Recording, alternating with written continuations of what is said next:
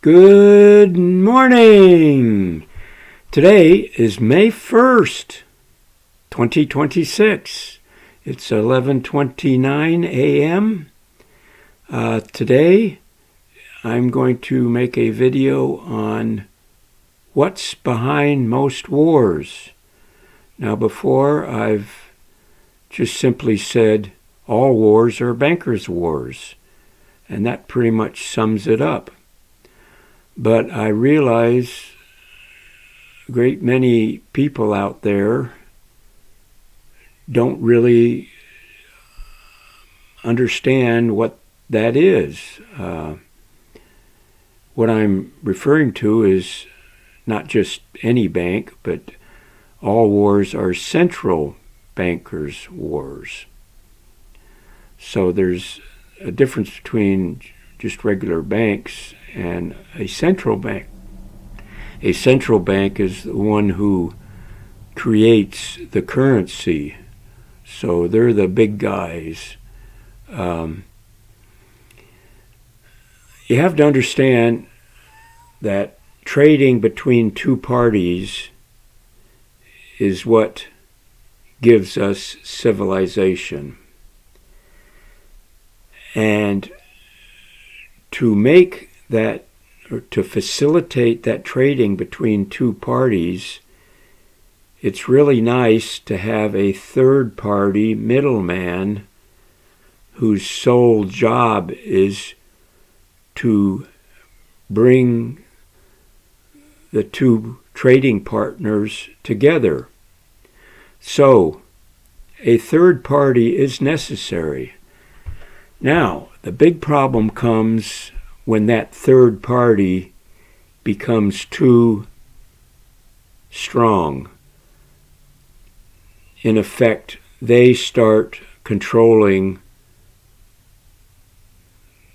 the trading because they've become more important and more greater, more power than all the trading partners. And we've had that issue for not only decades, but centuries.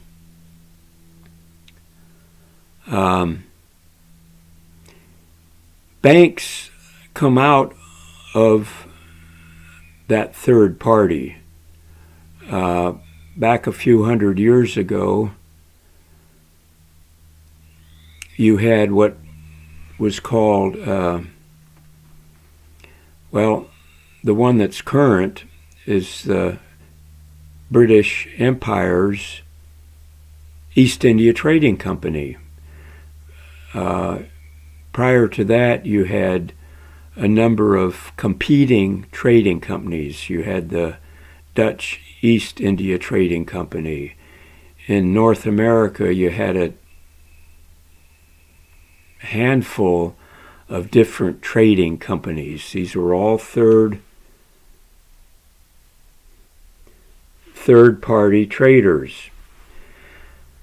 Over the decades, or over 100 years period of time, the East India Trading Company, the British Trading Company, made war against the Dutch Trading Company and also made war against the smaller trading companies that were established in Canada and the 13 colonies and the West. I forget the name of them, it doesn't really matter.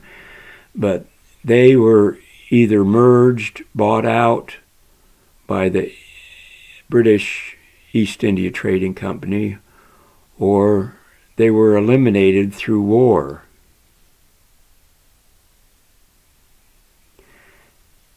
The East India Trading Company, the British East India Trading Company, became a corporation, and they established the central banks and are currently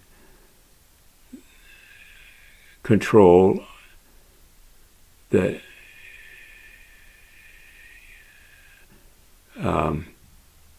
inner city of London, which is basically the home of the central bank, because the Federal Reserve banks are actually little brothers to them.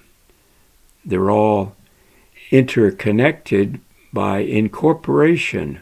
When you incorporate, when you are a corporation, that means you have incorporated into a greater corporation, and that today is the One World Corporation, as Klaus Schwab likes to call it, the World Economic Forum. That's all a corporation. So they continually have to have wars against anybody that challenges them or wants to compete with them or doesn't want to be part of that One World Corporation. Today you have that as Iran, the sovereign nation of Iran. You also have the sovereign nation of North Korea. You did have the sovereign nation of Libya and the sovereign nation of Iraq. Of course, those were eliminated through wars, and the new governments that were put in by the East India Trading Company, a la Inner City of London, those current governments, such as in Venezuela and Libya, are basically dog mouthpieces for the inner city of London. Understand the first day that the new government took over after Gaddafi was murdered, thanks partly by Hillary Clinton, the very next day this new government sent all the gold that Libya had to the inner city of London, the central banking world, for safekeeping. That's what they call it, but basically it was just stolen. The war was to steal the gold, get rid of Muammar Gaddafi because he was too smart and he was sovereign and he was setting up an empire in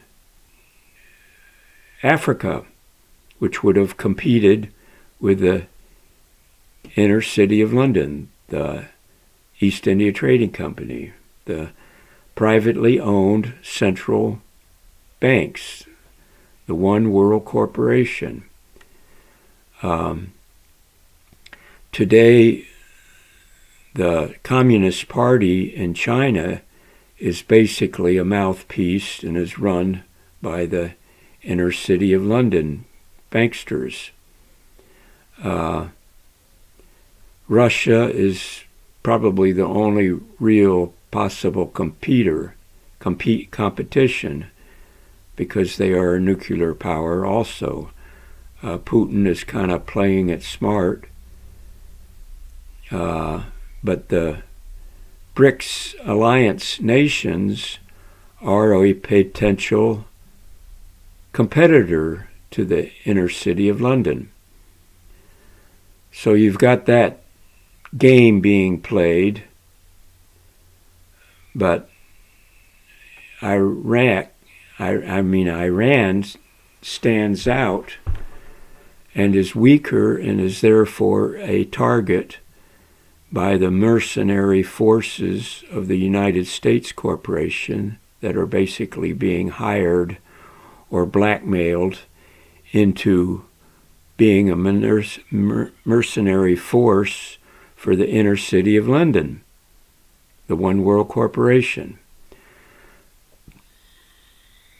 So that's really it in a nutshell.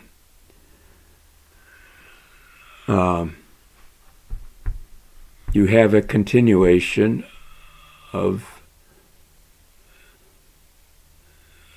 a continued war on the people, on the little people, on the sovereigns.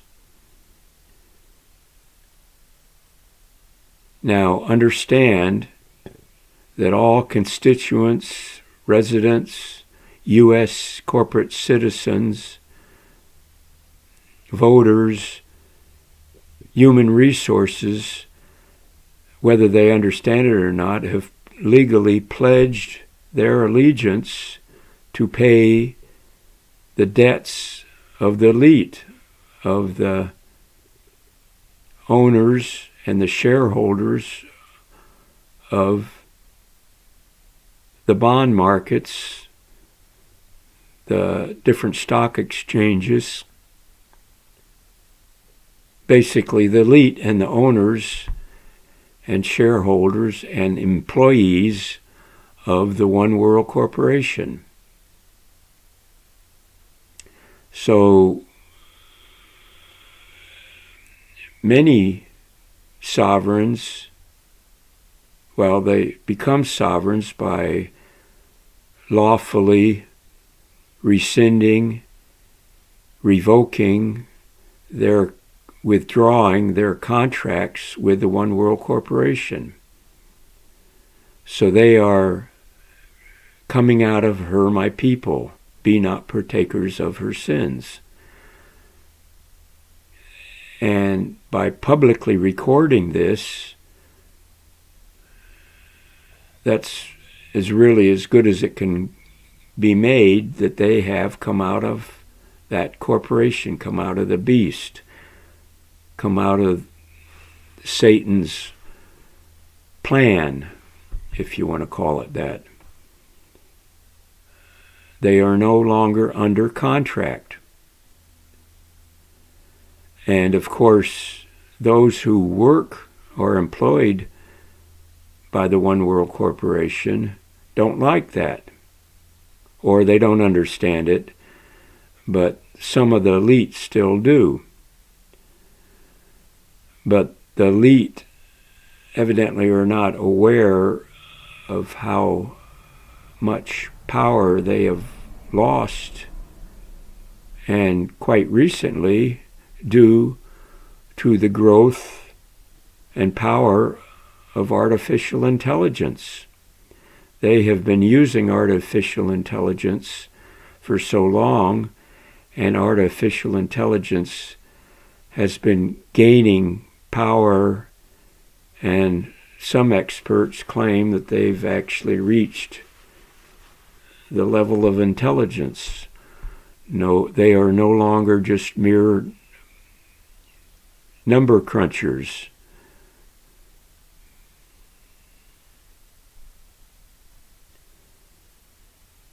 But no doubt they have great power today, and I think, and many people in the know also are aware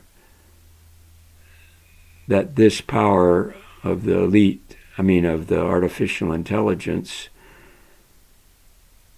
has reached critical level. But it really doesn't affect the sovereigns. It affects the elite, the markets, especially the bond markets, currently seen by the Japanese bond markets, that their yen currency has collapsed more than it did 6 weeks ago. This is critical because many other currencies are right in line behind Japan. So there's much more of a critical issue going on right now than what most people are aware of.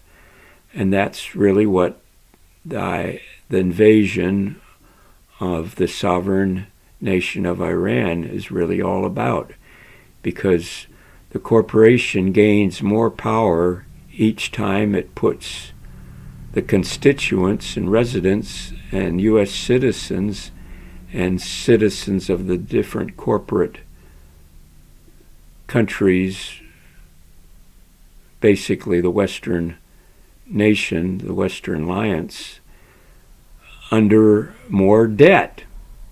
because the elite gained more power and control when they put the people further into debt. So that's what all the wars are about. It's about controlling the people. And they do this through wars, mercenary conflicts. So, there you have it in a nutshell. The third party, as it is at war with the traders, the trading partners, the people who produce, the people who actually have wealth, but it's been stolen through corruption, through fancy fast talk, undisclosed contracts that they've made with a third party, the middleman.